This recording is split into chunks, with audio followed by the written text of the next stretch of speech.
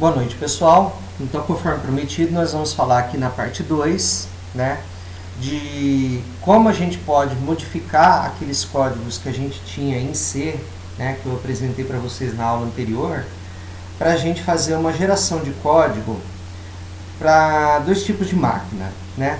Uma máquina que é parecida com a máquina virtual Java, que ela vai pegar os operandos, vai empilhar, né? Por exemplo, quando eu vou fazer uma operação de mais, por exemplo, somar dois operandos, eu empilho os dois operandos, né? Faço a operação dentro da CPU e o resultado vai para a pilha, tá? E a outra geração de código que eu vou discutir aqui com vocês é a geração de código para máquinas que tem pelo menos dois registradores de uso geral, tá? E uma pilha, tá? A pilha que eu estou falando aqui, pessoal, não tem nada a ver com o autômata pilha que você construiu na aula passada, porque quando a gente digita esse código aí, da função A chamando as funções B e C, por exemplo, tá? Aí da função C chamando as funções D e E, por exemplo, isso aí está gerando uma pilha na memória do computador, tá? Na memória, inclusive, que a CPU usa para executar o programa, né? E essa pilha é a pilha do autômata pilha, tá? Essa a gente vai discutir numa outra aula. A pilha que a gente está falando, que a gente vai falar nessa aula, é a pilha de execução das instruções do código gerado pelo compilador quando esse código entrar em execução. Então, essa pilha que a gente está falando é a pilha não de tempo de compilação, mas de tempo de execução do código gerado pelo compilador. Tá clara a diferença? Tá? Então, assim, claro, quando a gente codifica um analisador sintático preditivo, recursivo, descendente, né, nós estamos codificando de fato um autômata pilha, tá? Mas a relação desse analisador com o autômata pilha, tá? Com o funcionamento de um autômata pilha, nós vamos ver numa próxima aula, aí na parte 3, tá?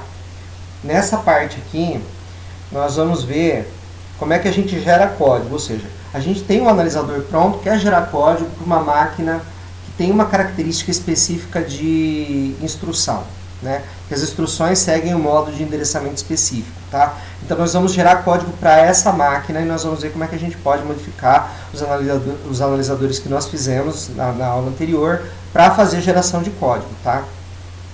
Ok? Qual que é o objetivo da aula? É esse, tá? Então vamos lá. Você digitou uma expressão lá para o seu programa, né, para o nosso analisador, uma expressão no formato infix, né? Então você digitou, por exemplo, 2 mais 3 menos 4 menos 1 mais 6, né? Se eu não me engano é isso. E aí o analisador gerou para você uma expressão postfix. Gerou essa expressão aqui, 2, 3 mais, 4 menos, 1 menos, 6 mais, tá? Aí eu disse para vocês na aula passada que essa expressão, tá, ela está intimamente relacionada, né, com a geração de código para uma máquina cujas instruções usam o endereçamento a pilha, tá? Como que se dá isso, tá? Basicamente é assim, ó.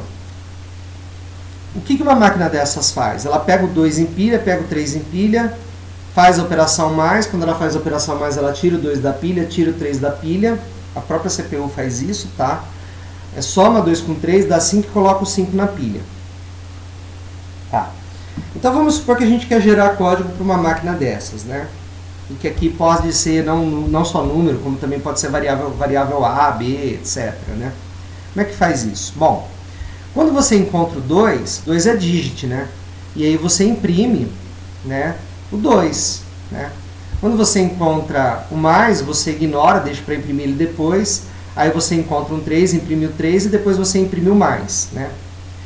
Se ao invés de nós imprimirmos, nós gerarmos código para o 2, nós gerarmos código para o 3, ou seja, nós empilharmos o 2, empilharmos o 3, e quando a gente encontrar o A, ao invés de imprimir o mais, a gente imprimir add, nós geramos código para uma máquina de pilha, tá? Para uma máquina, para um processador que usa endereçamento a pilha.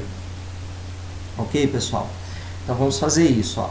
Então quando eu encontrar o 2, eu emito push 2, tá? Ok? O que a máquina vai fazer quando ela encontrar push 2? Isso aqui é em tempo de execução já, estou falando aqui em tempo de execução. Em tempo de compilação, eu emiti um push 2. Em tempo de execução, quando o meu executável estiver executando, a máquina vai fazer o quê? Vai empilhar o 2, ok? Quando eu encontrar o 3, eu dou o quê? Push 3, né? Então, a máquina, em tempo de compilação, eu compilei, eu emiti push 3. Esse é o código emitido. Quando ele for executar, ele vai empilhar o 3, tá? Aí, em tempo de compilação, eu vou emitir um add, né? Quando a máquina encontrar o add, ela tira o 2 da pilha, tira o 3 da pilha, soma os 2 e coloca o 5 na pilha, tá? Estão entendendo, pessoal? Então, olha só, aí beleza. Aí você vai avançar para o próximo caractere da entrada, né? Quando eu encontrar o próximo caractere, eu dou push 4. Empilhei o 4, tá? Quando eu encontrar o menos, eu emito o sub. O que a máquina faz? Tira o 5, tira o 4, faz 5 menos 4, coloca o resultado, que é 1 na pilha, tá? Aí eu empilho 1, né? Aí eu dou um sub, né? O que eu faço? Tiro 1 da pilha, tiro 1 da pilha, 1 menos 1, 0, coloco 0 na pilha, tá? Empilho 6, push 6, né? Dou um add, o que a add faz? Né? 6 mais 0, coloco 6 na pilha. Certo, pessoal? Então, veja bem que a relação do postfix com a geração de código, né, deve estar bastante clara aí nesse exemplo, tá? Então, se você converter uma expressão para o formato postfix, né, fazer isso e gerar código é praticamente a mesma coisa, né? Para uma máquina, se a máquina for uma máquina cujo endereçamento é um endereçamento de pilha, tá? Ou seja, as instruções elas podem ter um único operando ou 0 operandos, tá? Então essa é a característica fundamental da máquina que possui endereçamento a pilha, né? Um exemplo tipo dessa máquina é a máquina de Java que executa instruções Javas para inteiros, né? Que é essa máquina discutida no livro do Tunnable, tá? Então, Structured Computer Organization, tá? Do Tunnable, você tem a discussão sobre uma máquina desse tipo, tá? Uma máquina que usa endereçamento baseado em pilha, ok? Tá. E se eu tenho uma máquina x86-64? Ela tem 2 registradores e ela tem uma pilha. E na pilha eu posso empilhar registradores de 64 bits. Como é que eu faço isso? Tá? Então vamos lá. Bom, primeiro vamos discutir, né, como é que eu modifico o código para essa situação. Né? O que eu tenho que fazer no meu código para a máquina gerar código, para eu gerar código para essa máquina de pilha. Né? Que funções que eu tenho que mexer? Bom, na análise sintática você praticamente não vai mexer em nada, tá? Você vai mexer só na parte de impressão. Ao invés de imprimir o caractere, você gera código, tá? Então, ao invés de você imprimir mais, ou ao invés de você imprimir o número, você gera código. É nisso que você vai mexer, tá? Então, aqui na análise sintática você não mexe nada, no match você não vai mexer, né? No list você não vai mexer, porque o list, né, ele não imprime nada, né? Agora, no list R você tem que mexer. Então, no list R, ao invés de você imprimir mais, né, quando você encontra o mais aqui, você encontra um dígito. No final, ao invés de você imprimir mais, você imprime add. Troca o print mais por print add, tá? No sub, você troca o print menos por sub, tá? O resto não mexe, né? No digit, quando você encontrar um dígito, ao invés de você imprimir o dígito, você dá um push dígito, você empilha o dígito, tá? Então, fazendo essas pequenas modificações, você gera código, tá? Para uma máquina cujo endereçamento é um endereçamento baseado em pilha, ok? Tá, agora vamos lá. E se o main, né, não vai mudar em nada, né? O main não muda em nada, enfim. Agora vamos lá. Vamos supor que sua máquina tem 2 registradores, RAX e RBX, tá? Os 2 inicialmente estão com 0 e sua pilha está vazia, tá? E você quer gerar um código para essa máquina aí, né, para em tempo de execução você avaliar a sua expressão. Veja, você vai gerar um código para que sua expressão ela seja avaliada em tempo de execução. Tá? E eu quero gerar esse código em tempo de compilação. Como é que eu faço isso? Bom, então vamos lá. Então encontrei o 2, o que eu faço? Ó, move 2 para RAX, né, e empilha RAX. Ok? Então 2 foi lá para a pilha. Né? Beleza, avanço na cadeia. Encontrei o 3. O que eu faço? Movo 3 para RAX e empilho RAX. Tá? Olha lá, ficou o 2 e o 3 lá na pilha. Tá? Beleza, aí eu encontrei o add, né? O add. O que o add vai fazer? Para você fazer essa operação, imitar uma máquina de pilha, né, com uma máquina com 2 registradores, o que você tem que fazer? Desempilhar um operando para RAX, empilhar o outro operando para RBX, somar RAX com RBX, e aí nesse caso o resultado vai ficar em RAX, e aí você vai empilhar o RAX, ok? Que é o resultado. Então você vai simular uma máquina de pilha, mas com uma máquina que não tem endereçamento baseado em pilha. A nossa máquina agora tem dois endereçamentos, endereçamento baseado em pilha e endereçamento baseado em registrador, né? Então nós vamos, as instruções add, por exemplo, elas não são instruções, elas são instruções que têm 2 registradores como operandos, né? Então a gente tem que adaptar essa situação, tá? Então você vai desempilhar o valor que está na pilha para RAX, ó. Nota que não vai mudar nada, porque eu vou desempilhar o 3 e colocar o valor 3 em RAX. Mas RAX já tá com 3, né? Então você pensa, pô, mas quando eu tenho a operação mais, eu não precisaria, fazer o push RAX e depois o pop RAX. Eu poderia cortar essas duas instruções aqui. Sim, isso aí se chama otimização de código. Então, depois que você gerou o código, você pode mandar esse código para um cara chamado otimizador de código. Ele pode enxergar essas coisas e pode otimizar o seu código, tá? Deixar o seu código menor, mais rápido, tá? Mas isso a gente vai falar em outra aula, beleza. Aí, é sempre que você consegue otimizar? Não, não é sempre. A gente vai ver que na instrução sub, por exemplo, não dá para otimizar o código, só dá para otimizar na add, tá? Aí você vai fazer, beleza. Aí você vai lá, pop RBX, o que ele vai fazer, né? Então ele vai fazer o pop RAX primeiro, tira da pilha, coloca em RAX, né? RAX não muda, evidentemente, né? Aí você vai fazer o pop RBX, tira da pilha e coloca em RBX. A pilha ficou vazia, tá? Soma RAX com RBX e o resultado fica em RAX. Então RAX vai ficar com 5 e aí eu empilho RAX, tá? Ok, beleza, né? Isso foi em tempo de execução. Aí, agora, beleza, agora em tempo de compilação. Pessoal, eu compilo tudo primeiro, depois eu executo, tá?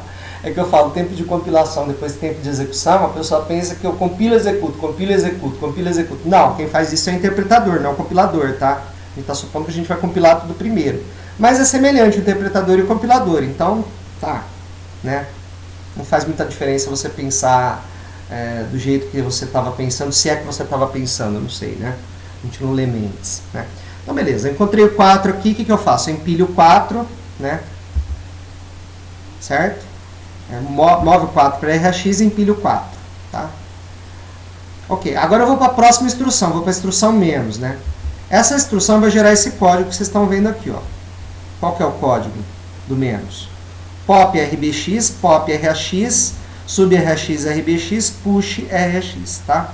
Então, desempilho para um registrador, desempilho para outro registrador, faço a subtração, o resultado fica em RAX e eu empilho RAX, ok? Então tá. Agora nota que não dá para otimizar, né? Porque aqui, ó, eu empilhei o RAX e fiz um pop para RBX, né? Por que eu tenho que fazer isso? Porque se eu fizer sub RAX, RBX e eu coloquei o primeiro pop para RAX, né? Eu vou fazer 4 menos 5, eu quero fazer 5 menos 4, tá certo? Então tem que ser pop RBX aqui, tá? Então tá. Então vamos executar aqui, né? Então o que você vai fazer? Ó, pop RBX primeiro, desempilha o 4 e coloca em RBX, né? RBX estava com 2, né? RBX vai ficar com 4. Pop RAX, tira da pilha e coloca em RAX, tá? RAX vai ficar com 5. Sub RAX, RBX. Então eu vou tirar de 5, eu vou tirar 4, tá? Então RAX vai ficar com 1, tá? E esse 1 eu vou empilhar esse 1, certo? Então push RAX aqui, empilho 1, ok? Tá, que funções que eu tenho que mexer para fazer essa adaptação para uma máquina, para gerar código para uma máquina que tem 2 registradores e uma pilha? Bom, inicialmente em digit, né, eu tenho que trocar aquele único print que eu tinha, né, que era o add, né, que era o printf por %c, né, eu tenho que trocar esse printf por %c por move RAX por %c, push RAX, tá? Eu tenho que mexer também na função listr, né, onde eu dou um emit add, né, onde eu emito add, onde eu dou printf add, o que eu tenho que fazer? Eu tenho que fazer um pop rx, pop rbx, add rx, rbx, push rx, tá? Tem que modificar essa parte do código. Na parte do menos, também, mesma coisa, né? Pop rbx, pop rx, sub rx, rbx, né? Push rx, tá? E é só, pessoal. Eu só tenho que fazer essas modificações, ok? Então, eu tenho aqui os códigos, né? Vou mostrar eles completos para vocês, né? Então, aqui, ó, eu tenho o código soma sub 3.c, em que eu vou fazer a geração para a máquina cujo endereçamento é um endereçamento com pilha, né? Então, eu troquei o printf mais por printf add, né? Printf menos por printf sub, né? Mexi nisso daí. O resto, a análise sintática ficou igualzinha, tá? Aqui eu troquei o printf %c por push %c, tá? Basicamente foi nisso que eu mexi, ok? Então vamos executar esse programa aqui, né? GCC menos o soma sub, né? Soma sub.3.c, né? ls menos LA, o soma sub foi gerado 2h19 da manhã, né? Animado hoje para trabalhar, hein? Soma sub aqui, entre a cadeia 2 mais 3, menos 4, mais 1, né? Então aqui, ó, push 2, push 3, add, né? Push 4, sub, push 1, add, ok? Cadeia pertence à linguagem, não tem erro de sintaxe. Se você digitar algo com erro de sintaxe, né, o que vai acontecer? Por exemplo, 2 mais 3 menos 5 mais 4 menos 4, 3, por exemplo, né? Ele vai gerar um código errado, né? E vai dizer que a cadeia não pertence à linguagem, vai dizer onde está o erro, onde está a posição do erro, tá? Ok? E o exemplo 4? O exemplo 4, né, o soma sub 4, é o exemplo que eu falei para vocês em que a máquina tem 2 registradores e uma pilha, né? O que muda aqui? Bom, a análise sintática não muda em nada, né?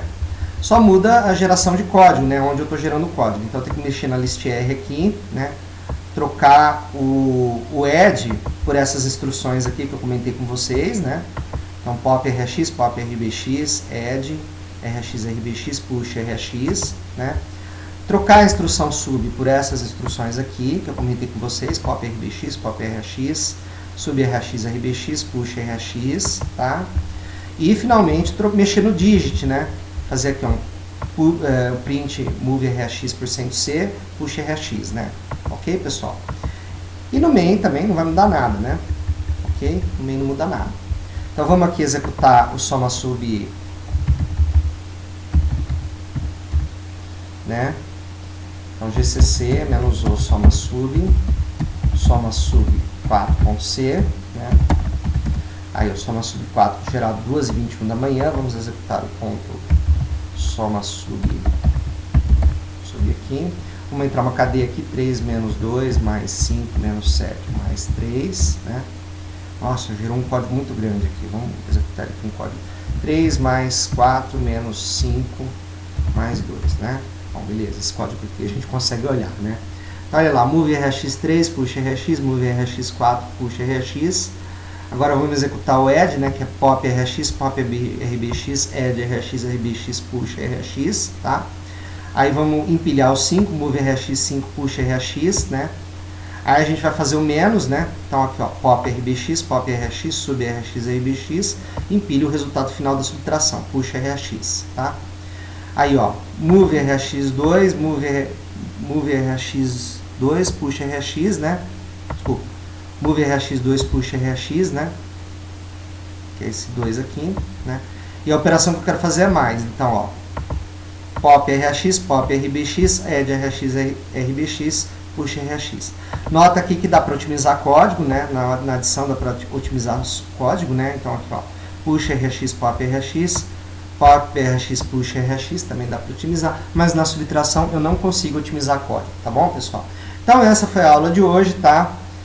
Muito obrigado pela atenção de todos. Na aula que vem a gente vai analisar por que codificando o analisador sintático da forma como a gente codificou, a gente tem, na verdade, um autômato a pilha, tá? Nós vamos discutir esse aspecto teórico e nós vamos também falar do que vem a ser uma gramática enriquecida ou uma gramática com atributos, tá? E o que são ações semânticas, que é a teoria por detrás dessas coisas que a gente está vendo aqui. Então, a próxima aula vai ser uma aula teórica, tá? Onde nós vamos discutir esses aspectos teóricos. Tudo bem, pessoal?